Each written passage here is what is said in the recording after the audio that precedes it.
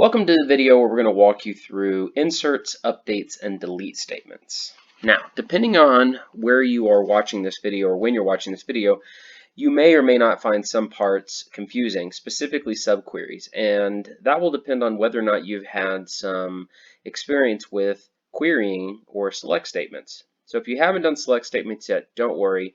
We're going to kind of go over the subqueries in a very light way in this video. If you have gone through select statements, subquerying may make a little bit more sense to you. Also, I just want to give you one tip. As we run these scripts to go and create our tables, you may find yourself getting some errors, and I want to remind you always that you need to look at those errors. So in the script that I happen to be running here, I did actually go through and create some other tables for some different teaching examples, and there was this error that I got here saying, table does not exist. Well, that's because, the table that I'm, have in this script here that I'm trying to drop actually doesn't exist. And so that's I could sit here and think about that for a second, just go, yeah, I never had that table. I tried to drop it. But then as I move down here, it actually creates it. So point is if you read these errors, you might not, just jump to, asking the TA or the teacher, hey, what was this error about?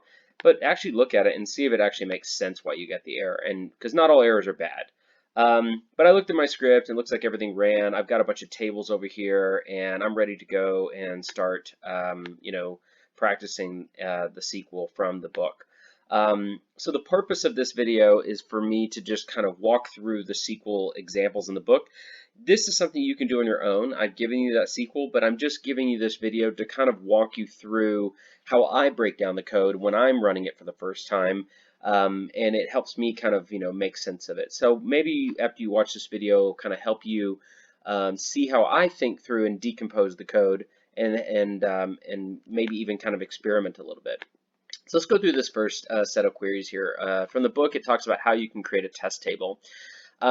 Basically, if you've already done DDL, you know how to run a create table statement, and that is, the create table, the name of the table, and then here you would actually set together like, a set of parentheses, and you would actually go in and define your column, column 1 or whatever it is here, your data type, and you would go through and create your table. But in this scenario, we're actually going to actually create a table based on a SQL statement. Now, again, if you haven't gone through SQL statements, don't worry. The goal of this is not to teach you SQL statements. But basically, this statement right here, select star from invoices. What this is doing is this is probably the most basic format of a SQL statement to read data from the database that you can do. And basically what it does is you can select every column from the table called invoices, and that's the table right here. And so if I go and look at this table, I'll see by clicking on the data tab that I have data in this table. There it is. And if I actually go back here and run the select star from invoices, I get that same thing. So what this statement here is doing actually is it's going to go and create a table called invoices copy. And what it will do is I'm going to go ahead and just, hover over this, and you can do this one of two ways. You can select the whole thing and hit the play button. You would not run this as a script because it's not multiple statements. Also, if it is terminated with a semicolon, you can just select anywhere on this SQL statement, and I can just hit Control Enter, and it will run everything from that create to the semicolon. And it's, as you see here, it created invoices copy. So what did it really do? So let's go here and refresh my tables. And if you don't get it to refresh, sometimes just close it down, open it back up. And here it is. I have a table called invoices copy. And what you'll see is that invoices copy actually has the exact same columns and structure as the invoices table. It also has the same data as well. And what this has essentially done is it's grabbed everything out of this select statement, and it's gone and created a table that looks like this select statement here. So it's just a way to create a quick copy. this is a good way to create a table just to run some tests on. So if you want to create a copy of a table, just go create a table as the select statement. What these other statements show you is that you can go in and you can actually, run, as you run more complex SQL statements. So this one is actually only selecting statements, selecting rows in the table where the invoice total minus the payment total minus credit total equals 0. So what this is essentially doing is it's only going to pull a subset of these records. And if I ran this statement, it would create a table called old invoices, and but it would only be 74 rows, whereas this other table that we created, it's all the rows in the table, and it looks like it's more like 112 rows. So it would make a table called old invoices that would actually be a filtered set of data. And this one here would be another example, but I'm not going to go through it because, depending on where we're at in this class for you or where you're learning, if you haven't gone through select statements yet, it would be a little confusing. If you have run through select statements and you've done some of these things like group by, please ignore that. If you've done these things like group by and everything, then you will be able to understand just by looking at this to understand that, hey, this query here, it's going to go create a table that's going to look like this called the vendor balances. All right, so for the purpose of this, though, I'm sticking to just the insert, updates, and deletes. And so I think the book has you learning this, how to create test tables, just for the purposes, like if you are going to play around with inserting and updating, why are we using a test table? Well, if you are going to go through and practice inserting and updating data on your tables, you may not want to mess around and accidentally do a mass update on a table and mess it up. So what happens if I went through here, for example, and I decided to run some kind of update of the invoice invoices copy table, and I set the invoice total, I think that's a column on here, equal to 0. But I didn't specify which, let's see here. We don't have an invoice copies table. Interesting. Could have sworn we just created a table called invoice copies. Let's make sure. Maybe I misspelled it.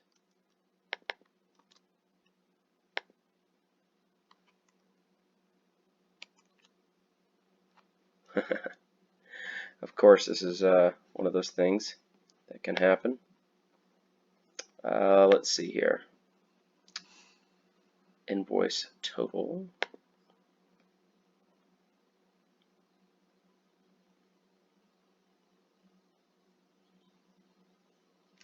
Let's do this. Let's select. Forget what I'm doing right now. Just going to see if this table actually exists. I'm clearly not.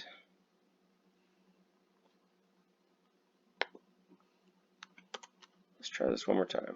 All right. Maybe I accidentally dropped the table. So let's go through here. Let's make sure we have a table. Okay, sorry about that confusion. Looks like what I did is actually drop the table somehow and I wasn't paying attention. But here's the thing, right? If I go through and run a statement like this, and I was trying to update the total of an invoice, but what you just saw here is that it updated the total of 114 rows, meaning I accidentally updated way too much. So if I went back here and refreshed this, what I might realize here is that I went through and updated on my invoice copy here. Let's pull this guy back up. Let's refresh.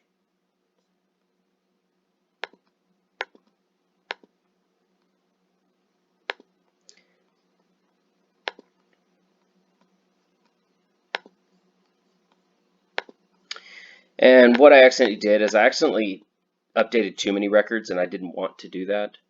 So that's the purpose of having an invoice copy table, because if I do this on the actual invoices table, I'd have to go back and recreate all my tables and everything. So anyway, now that I have a copy, it kind of allows me to test my updates and inserts and delete statements in a kind of a safe situation. I'm going to go ahead and just drop the tables that were created here. I actually didn't run this create statement, so that's why I got this error saying that table doesn't exist. But basically, creating a table that we can run some tests with will allow us to, play around with these updates and inserts.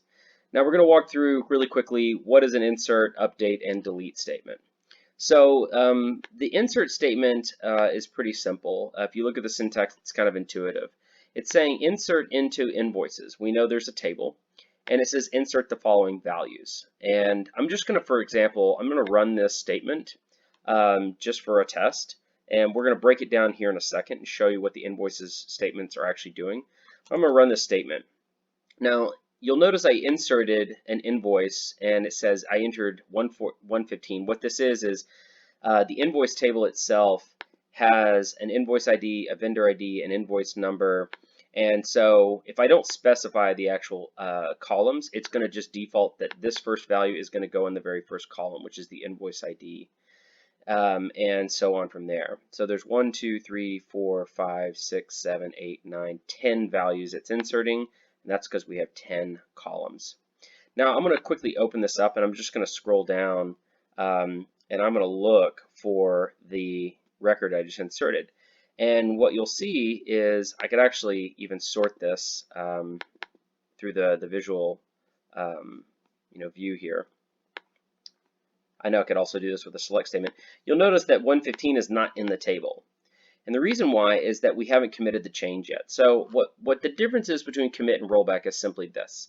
I can go here and I can insert records, but until I run this commit statement, it actually does not save it. So think about like commit as a permanent save to the database. And this only applies to DML. This does not actually apply to DDL. Like when I run a create statement, it automatically commits it. But when I'm messing with data, like updating it or deleting it or inserting it, Oracle always allows us kind of an undo opportunity to go through and run an insert. And let's say we decide that we want to not save those changes. This button here that we hover over actually is rollback. This is the commit button. You can use the buttons, but you can also sometimes you don't want to actually use the button. You want to just have it run a bunch of insert statements and then commit them. And you'll see down here in some of these statements that we run in this script that at the end of all these insert statements, there is a command to actually commit. And you can actually just go look for it.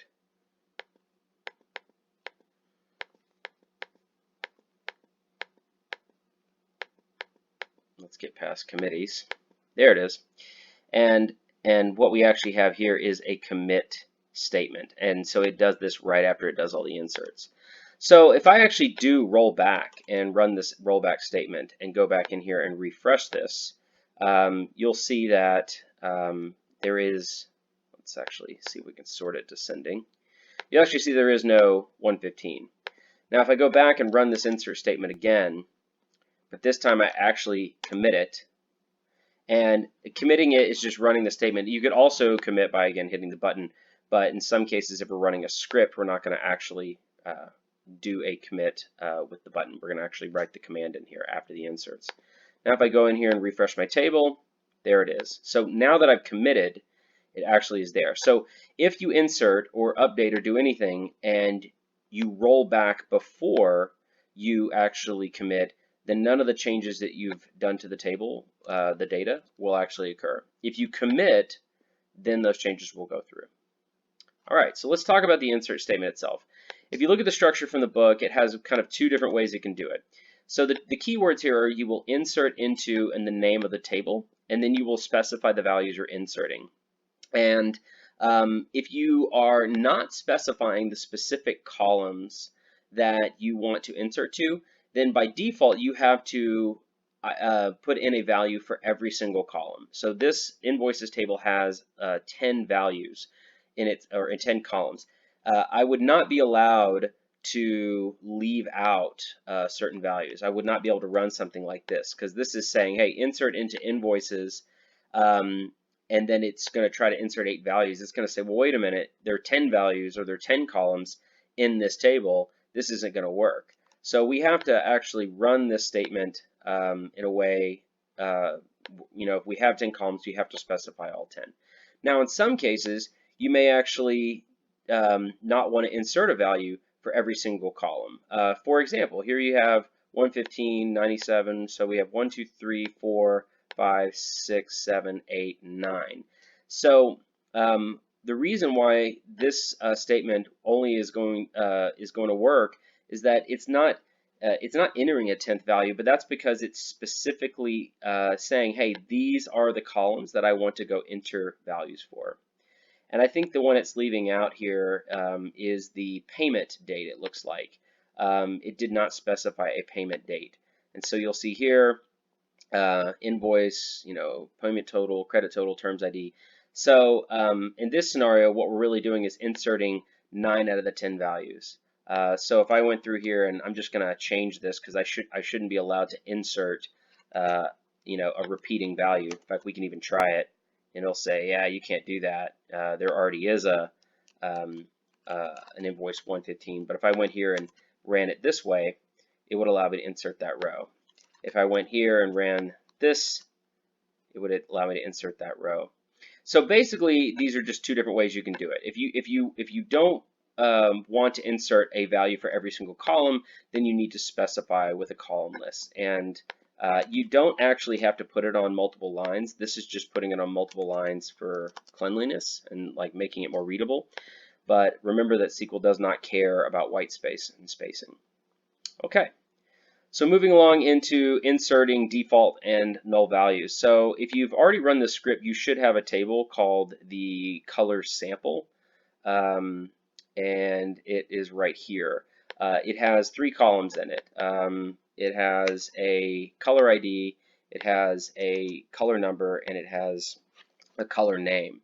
So what I'm going to do here is I'm just going to walk you through and just show you what this is. Again, just showing you different ways that you can insert null or a default value. So in this scenario, the color number has a default value of 0. That means if we don't specify the number, it's going to actually insert a 0. So here it's actually saying, hey, enter color ID, and this is the primary key, by the way, this color ID. So we have to have a value there. If we insert color sample ID of 1 and a color number of 606, that's going to override this default value. So if I ran this here, it would insert just fine. If I decided that I don't want to, specify that value, let's say I did something like this, and I just actually went in and said, let's just go put in a color sample of 7. If I ran this, it would insert just fine. And let's actually, might as well start teaching you one basic select statement if you haven't already learned it yet, which is just select star from and the name of the table. Let's actually go look at it and see what happens. So you'll see here that first color that I inserted here, that first statement I ran, it actually did insert 606. I actually updated it and just said, hey, go enter a color ID of 7, but I didn't specify anything else. What you see here is that because this table allows a color name to be null, because it says it right here, these can't be null. So what it did is by default, it actually just inserted a null here, which is a blank value, and also here when I ran the second insert statement, and all I did was specify the color ID. What it did is it inserted 7 for the color ID. It entered a default of 0, and because I didn't specify a color name, it left that null. So let's look at what these other things can do. If you ran this, it's actually going to specify the color ID and the color name. If I, in fact, let's just go run all these. Let's just boom, boom. And then really quickly what I'll do is I'll just run this select statement. What you see here is that color 2 and yellow, and because we didn't specify the actual color number, it defaulted. Another way you can actually specify a default is if you want to, because we specified color ID and color name, but we didn't give it a color number, it just put the default in. But let's say that I don't want to use a column list. Let's say insert into color sample. When you're doing that, you can't just leave this value blank. If you do that, it's gonna be a problem, and you can't like put in a space, you can't say null, like you just can't not specify it. So what we do here is there's a keyword that we can actually use called default. So what this will do is say, hey, go insert in the first column, go enter a 3. The second one, put a default there if it has, and this will only work if this column has a constraint of a default. And then the other one is orange, and that's what happened here. In this one, we didn't use a column list, so it just says enter 4, 808, and instead of leaving this blank again, we need to specify a value there. It actually did write in the word null, and that's how we got the null here. So there's just a lot of ways you can write an insert statement when they have defaults and nulls. And the important thing to remember here is, I think the thing that gets people confused is that you can't just leave it like not specify a value. That's typically not going to work. So if you have a default or a null value, you can simply add that in. Or the easier thing to do is you can always specify, if you know you have a default or null value, you can just say, hey, these are the values I want to enter, and the rest of them, let them, default to whatever they're allowed to be. Now, one thing here I want to throw out to you is, what if I rolled back here? If I did actually roll back and ran the rollback statement, let's see what actually happens. I run the rollback. Now I'm going to run back up here. I'm going to run the select statement, and you'll see no data is actually in the table. So if I go back and run these statements again, I'm going to run all of them. But this time, I'm actually going to run the commit statement. I run back up, run my select statement. My data's there. And that's just to remind you that these inserts that I was doing, none of them take actual effect until I commit. And that's why sometimes when y'all are trying to use SQL Developer, if you ever leave and exit out of SQL Developer, it might sometimes, if you haven't committed inserts, updates, and deletes, it'll stop you and say, hey, you have changes that are pending on the database. Do you want to commit or roll back? So obviously, if you roll back, those inserts, updates, any of that manipulation of the data will go away. If you commit it, they will be saved. All right, so how to use a subquery. I think for the purposes of this lecture, or the topic of update, deletes, and inserts, basically, I'm just going to kind of talk conceptually about this, but as you get further into select statements, these will make more sense. Essentially, when you are doing an insert statement, we're specifying, when we do this, we're specifying one record that we want to insert. Like up here, we inserted one invoice. Up here, down here, we inserted one record on the color sample table. What if we wanted to actually grab and insert multiple records of data? Well, you can do that kind of similar to how you created those test tables. So let me just run this select statement here, where it's select star from invoices, where the invoice minus payment minus credit equals 0. And what this is doing is it's actually only returning the rows where, and it's doing a little arithmetic. It's only going to return the rows where invoice total minus payment total minus this equals 0. If I actually just ran this by itself, you'll see the data will look a little different, right? I'll get records like this where invoice total minus payment total does not equal 0. But I'm going to run just this. What we're doing here is that this is going to pull a subset of data, and if we have a table called invoice archive, which we do, we can actually just go insert into the table, and then what it will do is it will actually go and insert every row from this subquery. And so when we say subquery, we mean it's a query within a query. It's this, it's like a subtitle. It's a subquery. And so if you look at these other ones, what you'd see here is that this is actually the same exact statement that ran above.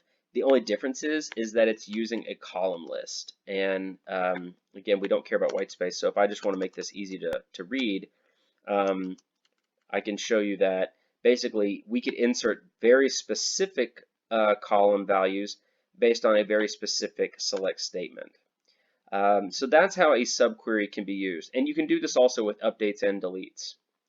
All right, so let's talk quickly about updates and deletes and wrap this up. So in the update statement has kind of two main keywords. You have to say, I want to update the table, and the update keyword is only typically used in DML. So it's not going to update the structure of the invoices table. To do that, you would have to use an alter table invoices keyword syntax. So when we use update invoices, that means I want to update the data in this table. When I then want to set a certain value or certain column to a certain value, we use that using the set keyword. So we say, I want to update invoices, and I want to set the payment date for to this date here. And if you want to set multiple values or multiple columns, you would add a comma here and say, okay, now I want to set payment total equal to this value.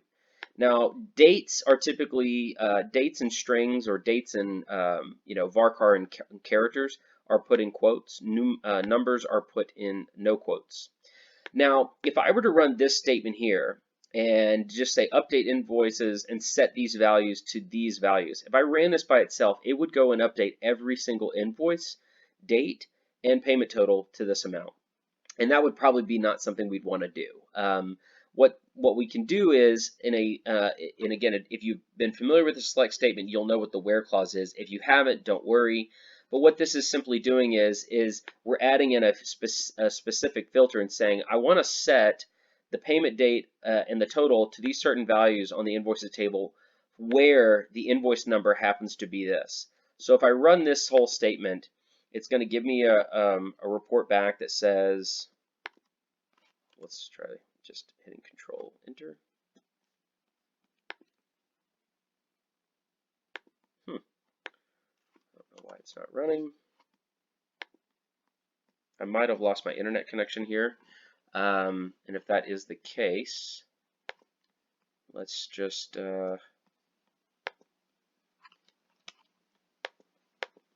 interesting.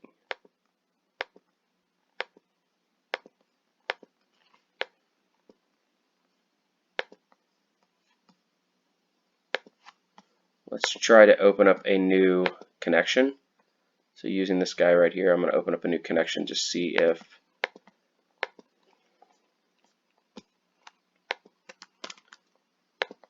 this fixes our problem here. Let's go run this guy. Here we go. So he just lost my connection. That might happen if you don't have a very stable internet connection at times. That could be a problem. So again, what we'll do is, when we well, let's see, I ran the wrong query here actually. So if I run this statement here, you'll see that it updates, and what that will do is then I can go and look at that invoice and say I want to select star from invoices. And again, if you haven't gone through selects, don't worry, we'll cover that soon. But I'm just going to pull this up and see that the invoice date, or actually the payment date, did get changed, and the payment total also changed. And if you don't believe me, we can just try something else. We'll just put in a different value, run it, go back and run this again. Sure enough, there it is. It did change. Now, if you can logically look at this, you could say, what if we update invoices and set this value to 1 where the vendor ID equals 95? Well, if the vendor ID 95, so if I go again, select from my invoices table where the vendor ID equals 95, if I run this, you're actually going to see that I have multiple invoices here. So if I run this statement here and I say update invoices, set term to 1 where the vendor is 95, what that should do is go and update every single column here. So let's try it out. Let's just run it. Let's go back. And sure enough, it updated every single thing because, again, remember, this filter is not just narrowing down to one invoice or one vendor. It's actually everywhere that vendor has a record, it's going to update.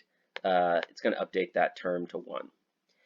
And And then other things you can do too is you can use arithmetic. So you could actually set a credit total equal to the credit total itself plus 100, which simply what this would do is this would go through and it would actually update this specific invoice. So if we found this invoice number, let's actually go and pull this invoice up.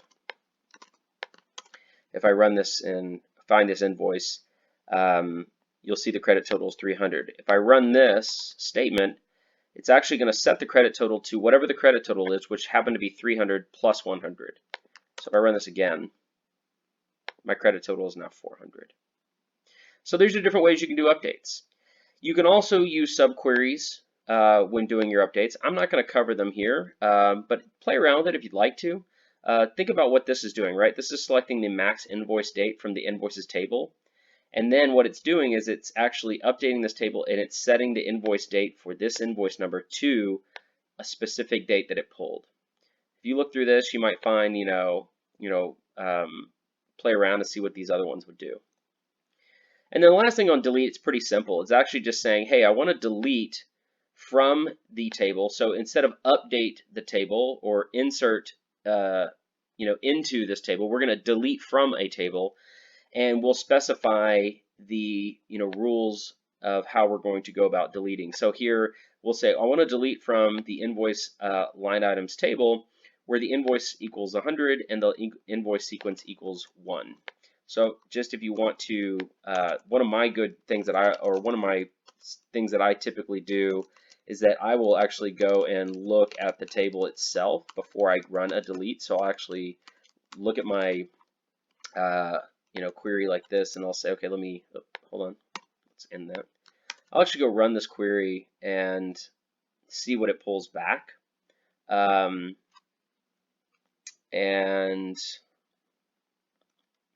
Interesting. I think I'm having another problem with my internet connection here. So let's see if I can get this to run. Yep, my connection got lost here. So what I would do is I just want to confirm, like when I run this kind of statement here, what I'm trying to do is confirm, how many rows is it actually there. Before I go run a delete on a table, I'll actually go and look at the data to make sure that this where clause, this invoice equals, so let's see if we can do it one more time here. I'll actually confirm that the data itself, it's only one record, because if I took this out, let's say this part here, and I ran this, right, this actually would affect multiple records. So when I go run this delete from the book, what it's really doing, let's see, we'll just delete from this. I know that this is only going to affect one record. So if I ran this, it'll tell me, delete from this table where this happens. I know that that's only one record, and it will tell me one record got deleted. If for some reason, let's say I was going too broadly and I ran it, it will tell me, hey, you deleted those other 3 records. And again, if I realize that I've done something wrong, I can always roll back, run the rollback command. If you commit, if you run this button here, or you commit and you save it, it will be too late to roll back. And so this would be a way to delete multiple records, because if you go run this and look at this, the data, you'll see that invoice ID actually has multiple line items. And so if I delete, it would run multiple line items. You can also use subqueries when running deletes as well. All right, so I think that covers a lot in the amount of time we just had. It covers updates, inserts, deletes, and the different ways that you can use the syntax here to manipulate data in almost any possible way, whether it's one single row or multiple rows. And so we'll stop there and bring your questions to class or post them on the discussion board, whatever the format of the course you're taking. And we look forward to helping you answer any of your questions.